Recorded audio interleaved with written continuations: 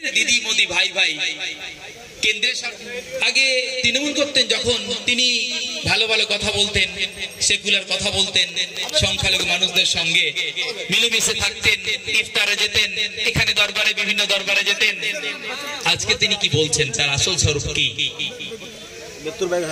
আজকে তৃণমূল কংগ্রেসে যারা আছে তাদের পরবর্তী 26-এ কোথায় যাবে এটাও ভাবতে হবে।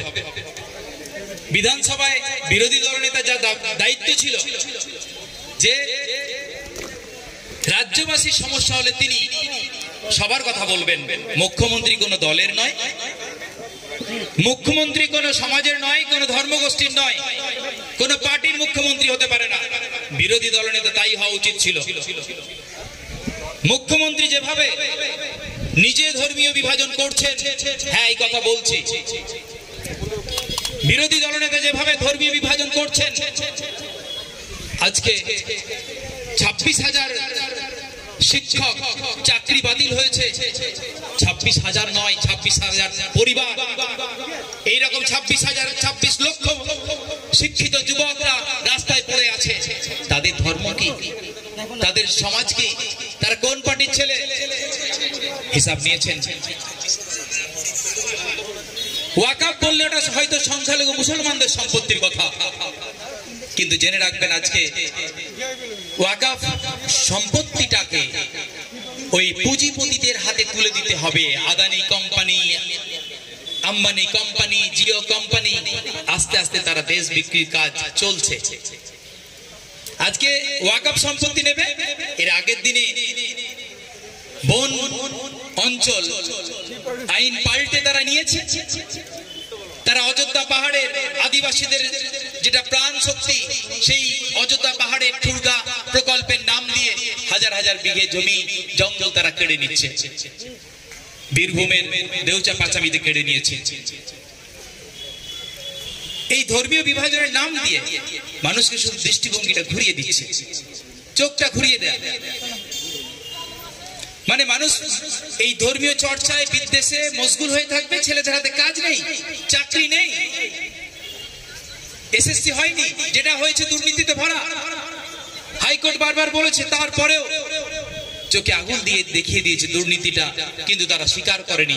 যার ফলে তারা পথে বসেছে, ন্যায্য দাবি নিয়ে পথে বসেছে যে আমরা যোগ্য, আমরা টাকা দিয়ে 2 নম্বরি করে সাদা খাতা জমা দিয়ে চাকরি নিইনি, মেধার বলে চাকরি নিয়েছি। আর তৃণমূল কংগ্রেসের নেতা মন্ত্রী যারা টাকা নিয়েছে, সেই ভাগ যাদের কাছে গেছে, তারা ধরা পড়ে যাবে বলে বিভাজন করে দেয়নি।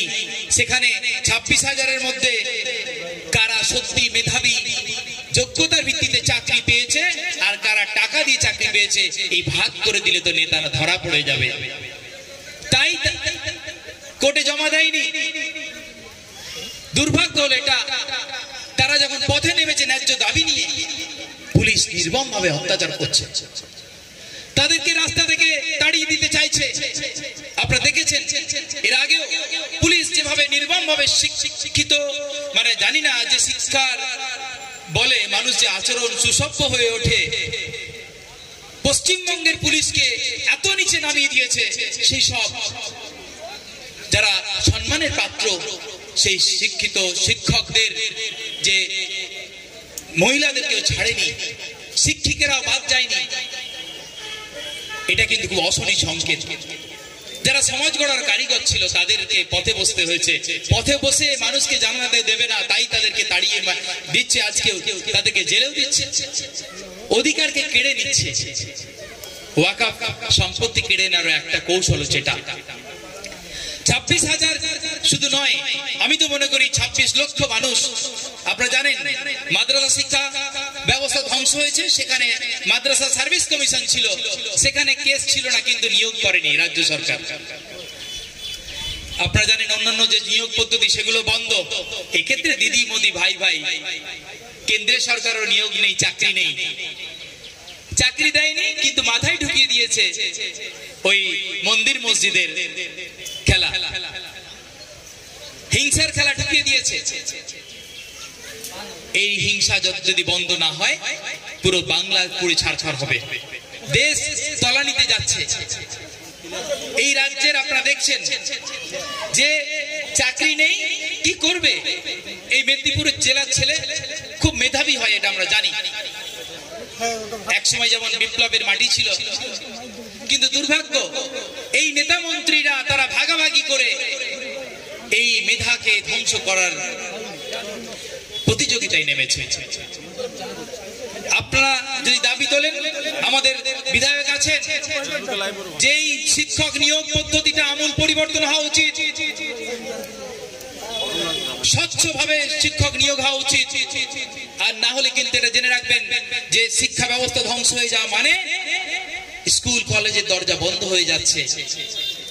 যে ছেলেমেয়েরা বড় হবে, শিক্ষিত হবে, তারা কি করবে? আগেকার মতো নেই যে মাঠে কেটে কাজ করবে। আপনারা জানেন প্রতিটা বিভাগে এখন ডিজিটাল যুগ, টেকনোলজির যুগ। যদি তার নলেজ না থাকে, ইংরেজি না জানে, একটু উচ্চশিক্ষিত না হয়, কাজ পাবে না। লেবারের কাজ কি করবে ভাই? এইখান থেকে যাবে, এই পাশের রাজ্যে যাবে, উড়িষ্যায়। আপনারা দেখছেন না, আমাদের এই জেলার ছেলেরা অন্য রাজ্যে যাচ্ছে আর তাকে পিটিয়ে পিটিয়ে তাড়াচ্ছে, মারছে। আপনারা দেখেননি? কখনো ধর্মীয় স্লোগান দেয়ানোকে কেন্দ্র করে, আর কখনো বাংলার ছেলে বাংলাদেশি বলে তাদেরকে তাড়াচ্ছে। অনেক কষ্ট করে এখানে থেকে অন্য রাজ্যে গিয়ে কাজ করছিল, কাজ করে নিজেকে ব্যবসাটা দাঁড় করিয়েছে, একটু সংসারটা দাঁড়িয়েছে, আর সেখান থেকে তাড়ানোর চক্রান্ত চলছে। আপনার বাড়ির ছেলেরা আছে। এখন মুখ্যমন্ত্রী উড়িষ্যার সংস্কৃতি বাংলায় আনছে। আমি সব ধর্মকে সম্মান জানাই। কোটি কোটি টাকা খরচ করে তিনি ধর্মীয় সংস্কৃতিকে আনছেন উড়িষ্যা থেকে, কিন্তু এই বাংলার ছেলেরা কাজ পায়নি। আপনারা দেখবেন ভিন রাজ্যে গেছে, শুধু মুসলমান ছেলেরা যায়নি, সেখানে এসসি, এসটি, ওবিসি, বর্ণ হিন্দু সমস্ত সমাজের মানুষ যারা কাজ পায়নি অন্য রাজ্যে যাচ্ছে। অন্য রাজ্যে গিয়েও কিন্তু সেখানে আক্রান্ত হচ্ছে। মুখ্যমন্ত্রীর কোনো দায় নেই, তিনি অন্য ভাবে ভুলে আছেন। কারণ ভোট তো এখন নেই, ভোট বড় বেলায়, যখন ভোট থাকবে তখন কথা বলবে। উড়িষ্যা থেকে পিটিয়ে মারছে, হরিয়ানাকে মারছে, দিল্লিতে মারছে, বাংলাদেশি বলে তাড়াচ্ছে। আমরা প্রতিবাদ করছি, ভাইজান প্রতিবাদ করছেন, কিন্তু মুখ্যমন্ত্রী কি দায় নেই? আসলে মুখ্যমন্ত্রীর ভাইপো তো আর হরিয়ানায় গিয়ে কাজ করে না। কি মনে হয় মুখ্যমন্ত্রীর বাড়ির ছেলে তৃণমূল নেতা মন্ত্রীদের বাড়ির ছেলেরা কি ভিন রাজ্যে গিয়ে শ্রমিকের কাজ করছে? যাচ্ছে আপনারা আমার বাড়ির ছেলেরা, তাই তাদের দায় নেই। হ্যাঁ, আমরা বলছি ভারতের সংবিধান এখনো জীবিত আছে। সংবিধানে লেখা আছে একজন নাগরিক এই দেশের প্রত্যেকটা রাজ্যে যেখানে খুশি সে যেতে পারে, ব্যবসা করতে পারে, বসবাস করতে পারে, মৌলিক অধিকারের মধ্যে পড়ে। বিজেপি সরকার কি এখনই সেই মৌলিক অধিকারকে কেড়ে নিতে চায়? তারা এনআরসি করতে চেয়েছে, সিএ করতে চেয়েছে, এগুলো শুধুমাত্র রাজনৈতিক হাতিয়ার হিসাবে ব্যবহার করেছে। আপনারা কি জানেন, আমি কয়েকদিন আগে একটা খবর কাগজে আনন্দবাজারে দেখলাম যে সিএ বিল পাস করে যে সিএ আইন এনেছিল, আসামে মাত্র ওরা বলেছিল লক্ষ লক্ষ এই যারা দেশ থেকে দেশ ছেড়ে এসেছে তাদের নাগরিকত্ব দেওয়া হবে। আপনারা জেনে অবাক হয়ে যাবেন কতজন মাত্র যে সিটিজেনশিপ অ্যামেন্ডমেন্ট অ্যাক্ট হয়েছে সেই আইনে আবেদন করেছিল জানেন? মাত্র 14 জন। আমি কয়েক মাস আগে রিপোর্ট বলছি। আসলে বাস্তব কথা অন্য। বাংলাদেশি নাম দিয়ে আসলে তারা যেটা করছে, আমরা প্রশ্ন তুলতে চাই যে বাংলার বুকেও কিন্তু ভিন রাজ্যের ব্যবসায়ীরা আছে। আমরা আইন হাতে তুলে নেওয়ার পক্ষে নয়, কিন্তু এটা মনে করিয়ে দিতে চাই বাংলার ছেলেরা যেমন অন্য রাজ্যে গেছে, অন্য রাজ্যের মানুষ কিন্তু এই বাংলার বুকে ব্যবসা করছে, সে বিভিন্ন ধরনের কাজে নিযুক্ত রয়েছে। আমরা এই বৈচিত্র্যতে সম্মান জানাই, বৈচিত্র্যের মধ্যে ঐক্য, এটাই ভারতবর্ষের শক্তি। সত্যি আমরাও সেই শক্তিকে বিশ্বাস করি, বৈচিত্র্যকে বিশ্বাস করি, কিন্তু মুখ্যমন্ত্রীর দায়িত্ব পালন যদি না করে তাহলে এটা মাথায় রাখতে হবে। আমাদের ছেলেরা যদি সেই বাংলা থেকে ফিরে অন্য রাজ্য থেকে ফিরে আসে, আমার সামনে কয়েকজনের দেখা হয়েছে, দাদা চলে এসেছি, ভয় হচ্ছে আগামীতে আবার ফিরে গিয়ে ব্যবসা করতে পারবো কিনা। না রাজ্যে কাজ আছে, চাকরি আছে, না অন্য রাজ্যে গিয়ে কাজ করে খেতে পারবে। আগামী সময়ে যে দুর্দিন আসছে, আমরা মনে করি যেখানে বাংলার প্রতিটা মানুষকে ঐক্যবদ্ধ লড়াই দিতে হবে।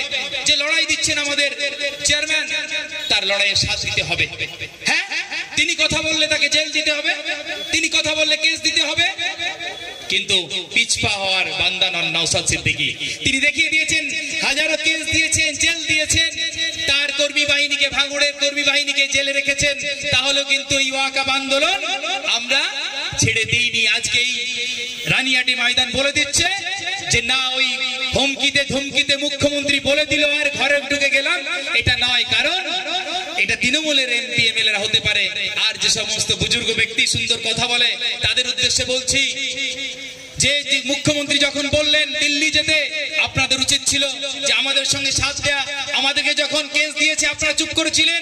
নওশাদ সিদ্দিকীকে কলকাতার বুকে মিটিং করতে দেওয়া হয়নি, কলকাতা পুলিশকে কেস করে আটকানো হয়েছে, সেদিন আপনারা চুপ ছিলেন।